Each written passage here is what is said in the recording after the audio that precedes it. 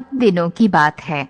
किसी शहर में रमन, घीसा और राका 3 चोर रहते थे। तीनों को थोड़ा थोड़ा विद्या का ज्ञान था। तीनों चोरों को विद्या का ज्ञान प्राप्त होने के कारण बहुत घमंड था।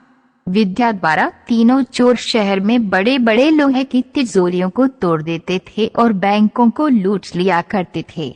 इस तरह तीनों चोरों ने शहर के लोगों की नाक में दम कर रखा था। एक बार तीनों चोरों ने एक बड़े बैंक में डकैती करके सारा माल लुटा दिया।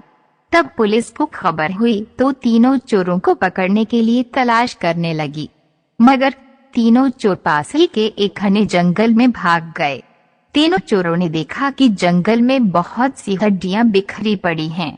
रमन ने अनुमान लगाकर कहा, ये तो किसी शेर की हड्डियां हैं।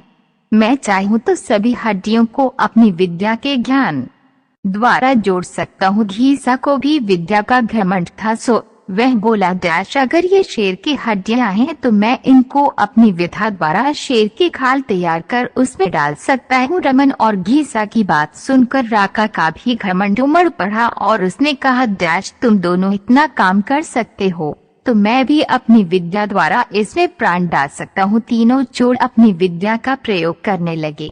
कुछ देर बाद रमन ने सारी हड्डियों को जोड़ दिया और घीसा ने शेर की हुबहू जान डाल दी। थोड़ी देर में तीनों चोर सामने एक जीवित भयानक शेर को देखकर थर थर कांपने लगे, मगर शेर के पेट में तो एक दाना नहीं था। वह भूख के मारे गरजता हुआ तीनों चोरों पर हमला कर बैठा और मार कर खा गया। शेर मस्त होकर घने जंगल की ओर चल दिया। कहानी से शिक्षा दोस्तों, इस कहानी से हमें यही शिक्षा मिलती है कि हमें कभी घमंड नहीं करना चाहिए।